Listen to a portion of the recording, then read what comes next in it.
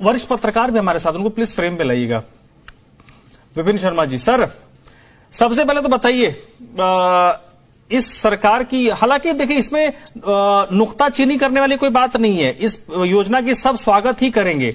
इसके जो रिपरकशन होंगे कि क्या जैसे डॉक्टर साहब ने बताया क्या होना चाहिए और क्या नहीं होना चाहिए, मुझे लगता है कि जब तक योजना नहीं आती है हमें उस पर ज्यादा फोकस करना चाहिए। तो आपके हिसाब से क्या होना चाहिए, क्या नहीं होना चाहिए, उस पर बात कीजिए आप। धर्मराज जी, आप बड़े वरिष्ठ पत्रकार हैं, तो नववर्ष की सबको शुभकामनाएं। और मैं देखिए पूरे विचार रखूं, मैं आग्रह करूंगा कि तभी कोई अपनी प्रतिक्रिया दे, क्योंकि वो लय बिगड़ जाती है। देखिए ये बड़ा अहम मुद्दा है। यहां पर आप कोई भी नया रिफॉर्म लेके आते हैं, कोई भी सरकार हो, वहां पर पहले इंतजार करना चाहिए, धैर्य रखना चाहिए। आम आदमी पार्टी की जब सरकार थी, जब ये लोग सत्ता पे काबिज थे, बड़े रिफॉर्म्स लेके आए जिनका स्वागत करा गया। राजनीति के लिए ठीक है, अलग बात है कि जो विपक्ष में होता है वो चश्मा लगा के खामियां देखता है, वो भी एक स्वाभाविक है जो कि होना नहीं चाहिए। लेकिन यहां पर अगर कोई जनता के हित में बात हो रही है, और ये अगर एक ड्राइवरों की बात करें कि यहां पर अगर मैं तुलना करना चाहूंगा, बड़े सरल भाषा में दर्शकों तक एक बात पहुंचाऊंगा कि एक अगर कोऑपरेटिव सिस्टम है और अगर आप उसकी तुलना करें कार्टेल से, जो कार्टेल सिस्टम होता है which is not legal, which is unfair, जो बिल्कुल जायज नहीं है, तो यहां पर अगर पीपल सेंट्रिक है और उसमें ड्राइवर्स का भी उद्धार है और आप कंपटीशन को बढ़ावा दे रहे हैं, ये सोचने की बात है। देखिए कोई रॉकेट साइंस नहीं है। कंपटीशन एक्ट क्यों आया था 2002, उसके पहले एमआरटीपी एक्ट था 1969 का। तो वहां पर जब कंपटीशन एक्ट आया, इसका मतलब है आपने एक लेवल प्लेइंग फील्ड रख दी, खुला मैदान दे दिया कि कंपटीशन हो, कंपटीशन को बढ़ावा दे रहे हैं ताकि किसी की मोनोपोलाइजेशन ना हो, कि कोई मनमानी ना करे, कि यहां पर और प्लेयर्स ना आ सके मैदान में। और अभी शायद मुझे लगता है आम आदमी पार्टी के प्रवक्ता उस बात का जिक्र कर रहे थे, बड़ी जरूरी बात है धर्मराज जी, उन्होंने जो इंडिगो की बात करी कि जब डीजीसीए की तरफ से एफडीटीएल के ये जो दिशा निर्देश दिए गए, तो ये बहुत जरूरी है उस बात का जिक्र करना कि तब उजागर हुआ कड़वा सच कि मोनोपोलाइजेशन थी, कि आप और अगर प्लेयर्स आए होते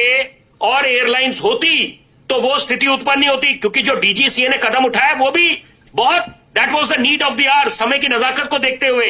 कि ताकि विमान हादसे ना हो, तो और आप पायलट्स को बीच में छुट्टी दें, रिलैक्सेशन दें, वीकेंड्स पे वो दे रिलैक्स, ड्यूटी आवर्स ऑफ करें। तो यहां पर अभी आपने अगर कंपटीशन को बढ़ावा दे रहे हैं, इससे साफ ये मिलता है कि यहां पर किसी की मनमानी नहीं चलेगी, और कस्टमर विल बी किंग। सिर्फ बोलने से काम नहीं चलेगा, सुनने में बड़ा अच्छा लगता है कि कस्टमर इज किंग, कि ग्राहक को सुविधा मिलनी चाहिए, उसको ऑप्शंस मिलने चाहिए, विकल्प मिलने चाहिए कि वो चुने, और साथ में प्राइस कंट्रोल होना चाहिए, रेगुलेशन होना चाहिए। तो मुझे लगता है उसके तहत ये जो भारत टैक्सी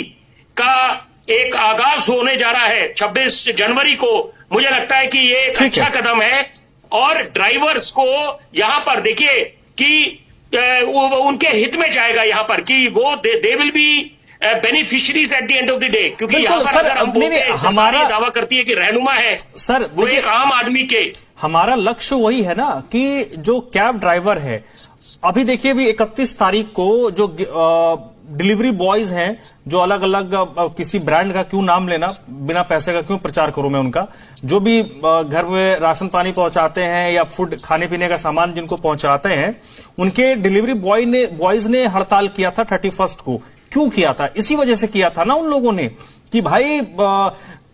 दिन भर वो मेहनत करते हैं 8 घंटे 10 घंटे, और उसके बदले उनको जो हासिल होना चाहिए वो हासिल होता नहीं। जो ऐप है वो कुछ पैसे काट लेता है, रेस्टोरेंट अपने पैसे काट लेता है, उनको मिलता कुछ नहीं है, तो उसको लेकर वो हड़ताल पे थे। तो मेरा जो कंसर्न है, जैसे मनीष भाई ने बताया कि 5 लाख के करीब हैं कैब ड्राइवर्स तो दिल्ली में, तो मेरा पूरा कंसर्न उन 5 लाख ड्राइवर्स इंटू 4 20 लाख लोगों के लिए है जो उनके साथ जुड़े होंगे परिवार, क्योंकि एक आदमी गाड़ी चला रहा है तो उससे उनके बीवी बच्चे होंगे, माता पिता होंगे, मैं 4 के औसत से रखता हूं, तो 20 लाख लोग सीधे सीधे इस फैसले से प्रभावित होंगे। तो मेरा पूरा कंसर्न आज उन 20 लाख लोगों